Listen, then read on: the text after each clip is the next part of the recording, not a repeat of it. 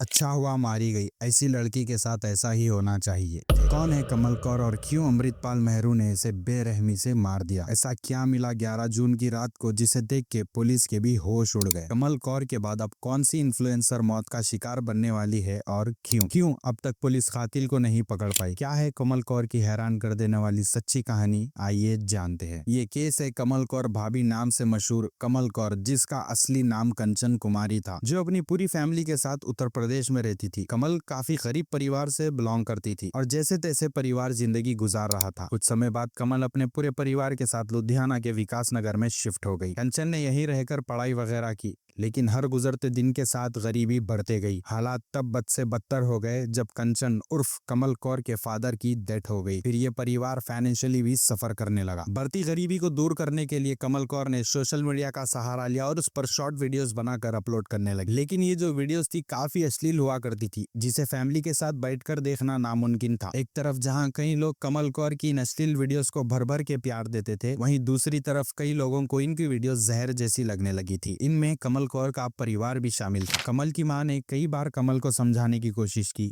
इस तरह के वल्गर कंटेंट डालने से मना किया। इतना ही नहीं, कमल का भाई तो इन वीडियोस के चलते उससे ज्यादा बातचीत भी नहीं करता था। लेकिन परिवार के लाख समझाने के बाद भी कमल ने ऐसी वीडियोस बनाना बंद नहीं किया, क्योंकि ऐसी वीडियोस बनाने से न सिर्फ कमल के अकाउंट की ग्रोथ हो रही थी, बल्कि इनकम का भी एक अच्छा खासा जरिया बन गया। कमल महीने में अच्छी खासी इनकम जनरेट कर रही थी, इसलिए इसने अपने काम पर फोकस रखा और सबकी बात को इग्नोर करा और फिर 9 जून को एक कार के प्रमोशन के सिलसिले में भटिंडा के लिए रवाना हो गई। लेकिन देर रात तक भी घर नहीं आई। मां ने फोन किया, लेकिन कमल कौर से बात नहीं हो पाई। 10 जून तक भी कमल कौर का कोई अता पता नहीं था और फिर 11 जून का दिन, जो कमल कौर की जिंदगी का सबसे दर्दनाक दिन माना गया। 11 जून की रात करीब 8:30 बजे आदेश हॉस्पिटल के भूचो मंडी की पार्किंग में एक कार खड़ी थी, जो 10 जून को पार्क की गई थी। लेकिन ना तो इसे कोई लेने आया और ना ही इसके मालिक की कोई खबर थी।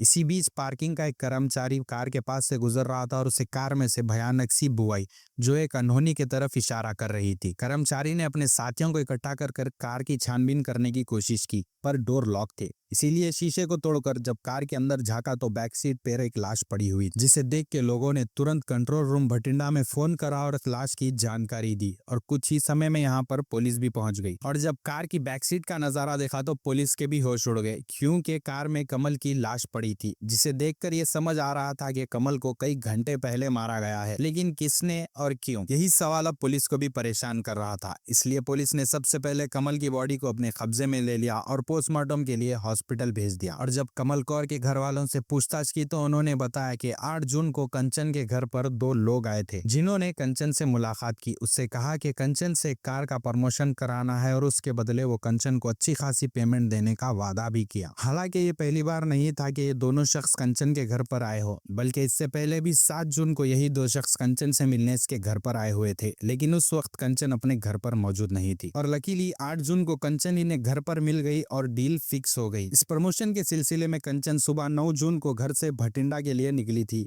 लेकिन उसके बाद कभी घर नहीं आई। ये पूरी जानकारी लेने के बाद पुलिस को लगने लगा कि शायद इन 2 आदमियों का कनेक्शन कंचन उर्फ कमल कौर की मौत से हो सकता है। लेकिन परेशानी ये नहीं थी, बल्कि ये थी कि ना तो कमल का परिवार इनके बारे में कुछ जानता था और ना ही इनकी कोई तस्वीर वगैरह थी जिससे इनकी पहचान हो सके। खैर, पुलिस भी कहाँ हार मानने वाली थी। पुलिस ने अब कमल कौर के कातिलों को पकड़ने के लिए क्राइम सीन पर लगे सीसीटीवी कैमरास चेक करने का फैसला किया और जब यहाँ के कैमरों को खंगाला तो पुलिस के हाथ एक ऐसा सबूत लग गया जिससे इस केस को सुलझाने में काफी मदद मिली। ये फुटेज थी 10 जून सुबह के 5:30 बजे की, जब एक शख्स कमल कौर की कार से बाहर निकलता है और किसी से फोन पर बात करते हुए इस पार्किंग से बाहर निकल जाता है, जबकि कार यहाँ पर 11 जून की रात तक खड़ी रही। पुलिस जब इस फुटेज को कमल कौर की मां को दिखाती है तो वो काफी हैरान रह जाती है और पुलिस को बताती है कि ये वही शख्स है जो कुछ समय पहले हमारे घर पर आया था और इसी ने हमारी बेटी को धमकी दी थी, अगर वो वल्गर कंटेंट बनाना बंद नहीं करेंगी तो वो उसे जान से मार देगा। लेकिन कमल कौर ने इसकी धमकियों को अनसुना कर दिया और इसी तरह का कंटेंट बनाना जारी रखा। पुलिस अब इस शख्स की तलाश में जुट जाती है और इसी बीच कमल कौर की बॉडी उसके परिवार को सौंप दी जाती है। लेकिन कमल की आखिरी विदाई बहुत ही दिल दहला देने वाली थी, क्योंकि इसके अंतिम संस्कार में ना तो कोई रिलेटिव शामिल हुआ था और ना ही कोई पड़ोसी। सिर्फ कमल के परिवार के 3 3 लोगों ने ही इसे अंतिम विदाई दी थी। खैर, पुलिस कमल कौर के कातिलों को ढूंढने में जुटी हुई थी और 12 जून की रात को पुलिस ने 2 आरोपियों को अरेस्ट भी कर लिया, जिनके नाम थे जसप्रीत सिंह और निम्रतजीत सिंह। इनमें से एक को पुलिस ने कार से निकलते हुए भी देखा था। इनके खिलाफ पुलिस के पास सबूत भी थे और गवाह भी। पुलिस जब इन दोनों से सख्ती से पूछताछ करती है तो ये दोनों कुछ ऐसा राज उगलते हैं जिससे हर कोई हैरान रह जाता है। निम्रत सिंह और जसप्रीत सिंह पुलिस को बताते हैं कि उन्होंने ही कमल कौर को मारा है और उस पूरे प्लान का मास्टरमाइंड था अमृतपाल मेहरू, जिसने इस साजिश को अंजाम दिया। और इसकी सबसे बड़ी वजह थी कमल कौर का अश्लील कंटेंट लेवन करना। लेकिन कमल कौर ही क्यों अमृतपाल मेहरू का निशाना बने? और भी ऐसे कई क्रिएटर्स और इन्फ्लुएंसर है जो इस तरह का वल्गर कंटेंट डालते हैं, और फिर इसकी सजा सिर्फ कमल कौर को ही क्यों मिली? ये सवाल भी आपके दिमाग में आ रहा होगा। तो बता दे, इसका कारण बना कंचन का नाम कमल कौर, और ये कौर नाम सिख पंजाबियों से बिलोंग करता है। अब क्योंकि कमल कौर अच्छे खासे समय से लुधियाना में रह रही थी, इसलिए ये पंजाबी भी बहुत अच्छी बोलती थी और देखने में भी एकदम पंजाबी लगती थी। इसके ज्यादातर फॉलोअर्स इसे सिख कम्युनिटी से समझते थे और यही बात अमृतपाल को पसंद नहीं थी, क्योंकि उसे लगने लगा था कि कमल कौर का यह वल्गर कंटेंट सिख कम्युनिटी पर धपा है। इस एक लड़की की वजह से पूरे सिख कम्युनिटी का नाम खराब हो रहा है। इसलिए इसने पहले तो कमल कौर को समझाने की कोशिश की, उसके घर जाकर उससे बात की और साथ ही ये भी कहा कि अगर उसकी कोई मजबूरी है, अगर उसे कोई पैसों की जरूरत है तो वो खुद उसकी मदद करेगा, लेकिन वो ये काम ना करे।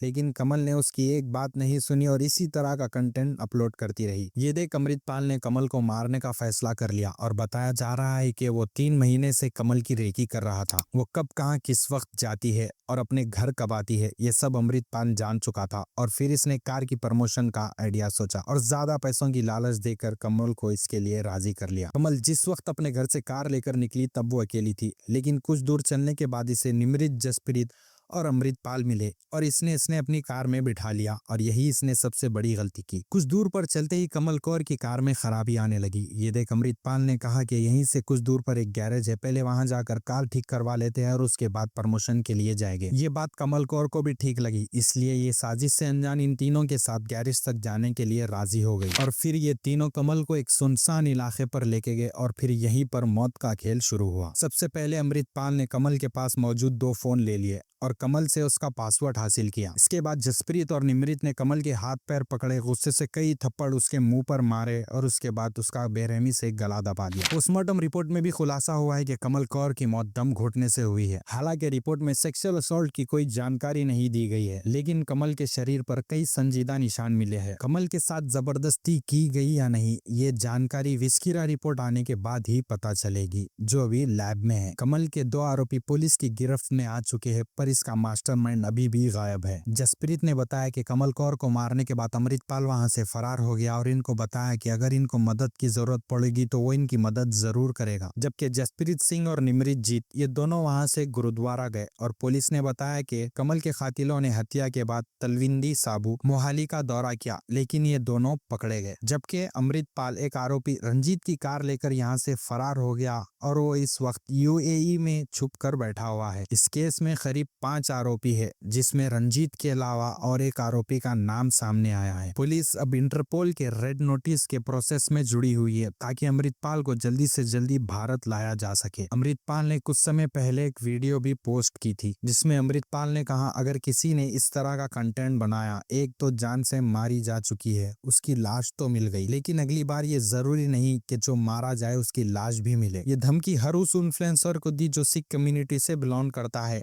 अब अमृतपाल के निशाने पर दीपिका लोथरा है, जो इसी तरह का वल्गर कंटेंट बनाती है। इसलिए पुलिस ने दीपिका की सिक्योरिटी बढ़ा दी है और अमृतपाल को अरेस्ट करने में जुटी हुई है। तो आपको क्या लगता है, किसी इन्फ्लुएंसर को वल्गर कंटेंट बनाने की सजा मौत के रूप में मिलनी चाहिए या नहीं?